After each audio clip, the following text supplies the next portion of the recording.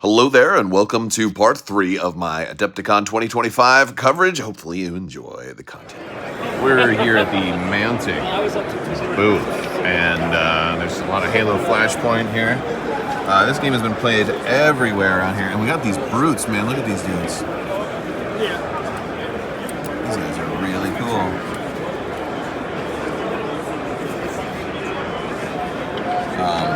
I'm not sure what game this is from. So there's a lot of stuff. There's a lot of stuff around here. There's stuff from Worms. I need a picture. There's Mantic. Worms board game.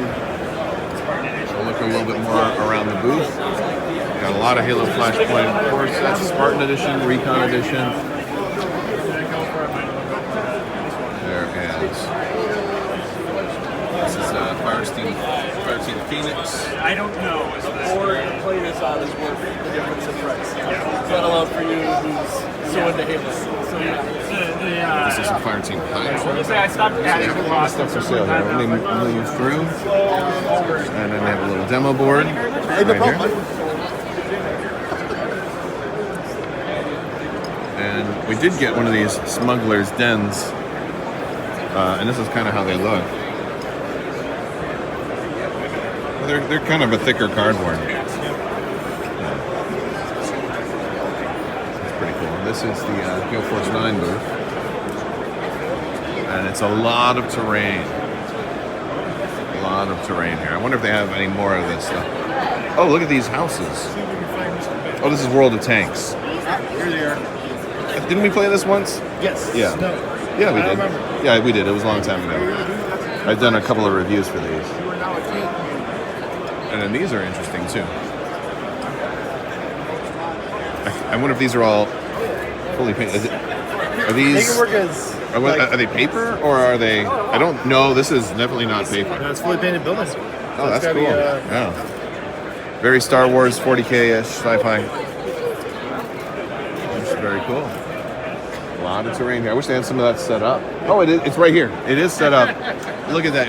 It's okay, dude. Speak of the devil. If it was a snake, it'd be on the floor. I would be totally dead. Oh no, these are nice. Oh, I'm sorry, no pictures. Oh, no, I'm just kidding. Run for it. It's not a running joke. We're bored in the booth, man. We gotta keep it. Well, that's really good to show. Oh, this one's good for the smaller stuff too. This is, it was made specifically for Legion, but it's usually a battle kit. Yeah, look, it looks right in scale. We have a set coming for Cyberpunk Alliance. Oh, cool. And there's more over this way that I missed. These are the preview copies. This is coming later. This is beautiful. Space Elf. No. It's very. It looks kind of Tau or Protoss to me. Yeah. They got a StarCraft influence there. As you walk around the halls of Adepticon, you see Star Wars Legion giant posters everywhere. All right, we're here over at Steel Rift and Death Ray Designs. Grab a side. And we're going to. I'm going to set this up. We're going to try to get a little bit of display. Yeah, then we can slip that around to you if you want. Yeah, if you want to play, and I'll film. That works. Okay, cool, very cool. Not as much. Alright, I'll hand you that. I have my very lopsided beard. Can I look at one of these real quick? And I'll put it right back. Close in. Well, the thing was, I was in a hurry. Really cool. Went this way, did not go back this way with the guard. I keep going in. Yeah, I was just saying, These are really cool. it's been bothering me all week. All right, so tell us a little bit about Steel Rift. Okay, so Steel Rift is our game that we make here at Death Ray Designs. It's set in the future of 2387. Humanity has had its golden age.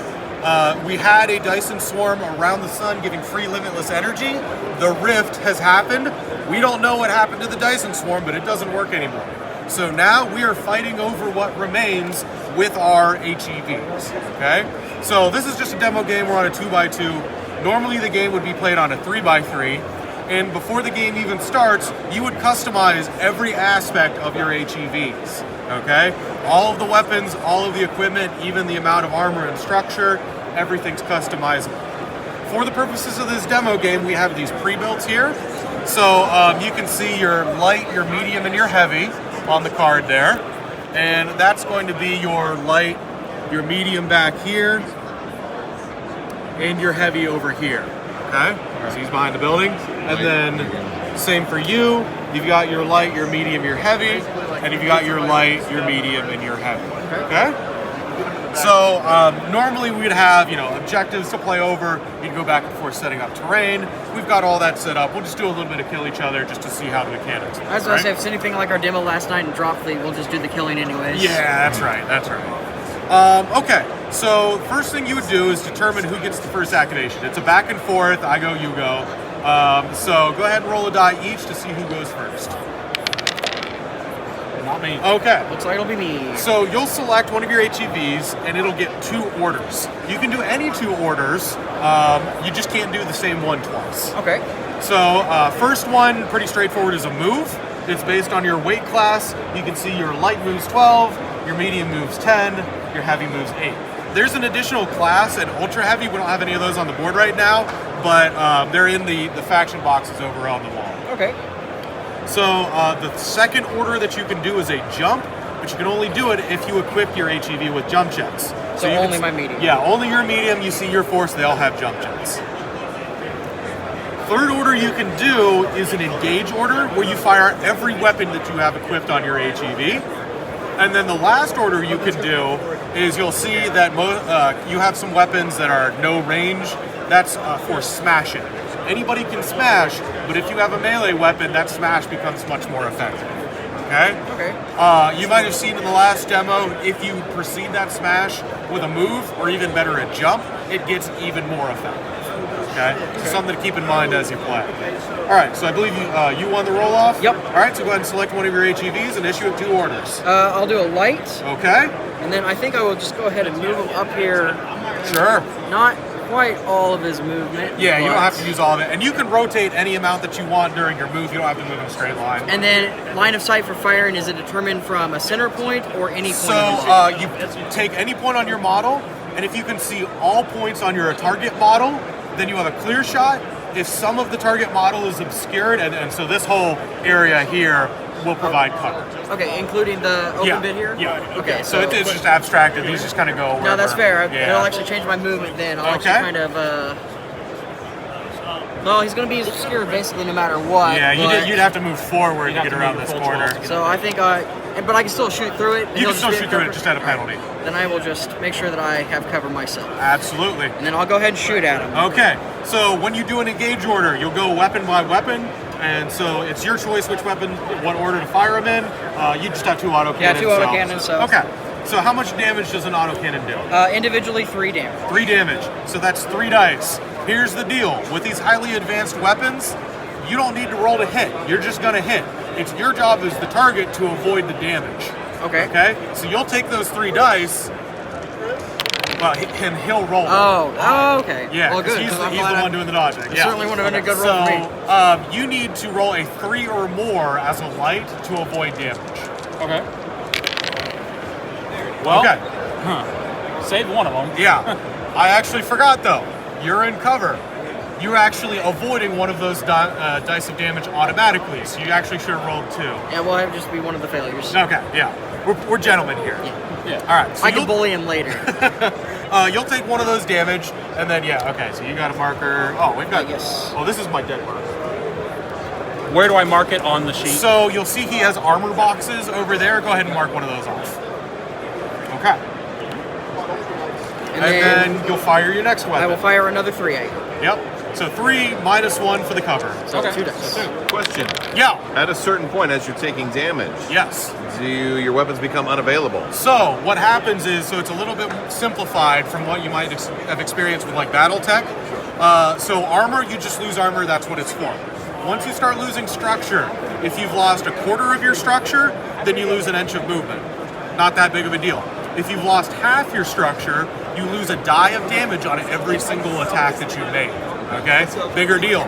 If you've lost 3/4 of your structure, almost dead, you lose an order. So you're always losing one of something. First movement, then weapons, then orders. Oh, that is pretty simplified. Yeah. Okay. So, And yeah. then, is it meet or beat for damage, or is it I have to exceed 3 in the roll? So it's meet or beat. So yeah. Okay, so if if I you roll a roll 3 or higher, then 3 I or save. higher. So in this case, he saves both. So I save both. Yep. And then, was that all your weapons? Yep. Okay. So we'll mark you with an activation token, and then play will go over to you. You'll select one of your HEVs and shoot 2 orders. All right, got some Worlds dice. Let's see how they roll. Well, only 1 blank out of there. They're actually a little hard to read. They're a little hard to read, yeah. Look at that. Okay. But only 1 blank. And we're down here at Monster Fight Club's first Cyberpunk tournament at Adepticon. So we're playing some Combat Zone, and I'm going up against Edge Runners, and I'm running Arasaka for round 1, and we're having a wonderful time. Dr. D from Arachne. Dr. D I'm playing from Arachne. It's an Infinity Game podcast. So it's getting switched. Oh, it's an all-game podcast. All-game podcast? Okay. With a lot of Cyberpunk in it. A lot of Cyberpunk in it, which is very, very cool. Look at these awesome models. So we're going to have some fun with this. All right, so we're at the hotel room at Adepticon, and I wanted to show you guys a little bit of the swag bag stuff that we got. Now, you may have seen some of this stuff online already. Every person who had the advanced badge and got a swag bag got a Skaven Tide kit. This is probably the most expensive piece in the whole thing. Skaven Tide, a very popular box. Also got a tenfold dungeon, Smuggler's Den, or there were different types. So there was some variation, because there's, I think, 3 different types of the tenfold dungeon by Gale Force 9. You also got 1 Legion item, 1 Shatterpoint item, and 1 Marvel Crisis Protocol item. They varied. I ended up with the Terrain Pack, then also Bloodstone and Man-Thing, and then Shatterpoint requesting your surrender. This one wasn't actually in there. This was from Game Toppers. That's not part of the swag pack. We also got this Wizard from War Machine. We've got Battletech, Hellhound's Strike Lance. We've got a bolt action sprue here with also an Adepticon sort of catalog, which is super cool. We got a cup for rolling dice. Painter's Arsenal booster packs. These are like some cards that have tips on how to paint, which are really cool. We've got Victoria Miniatures Adepticon model. We've got this guy from Blackout. I think it's called Blackout. I take a cards from Malifaux. We got this Badger Games, a little orc right there. Got these guys from Sherwood War Games, some cowboys. We got an Adepticon coaster, an Adepticon pin, and a base here, which is really cool. So that's all of that. Now, I've already got plenty of Age of Sigmar, especially plenty of Skaven and Stormcast Eternals. So maybe trying to trade my Skaven Tide box for other stuff. A lot of folks are trading things that maybe for games they don't play. For other things, there's a lot of trades happening. There's a whole Facebook group for Adepticon trades and a lot of that. So that's pretty cool. I want to thank you all so much for watching. May the Force be with you. Live long and prosper. Be excellent to each other and always wash your sons.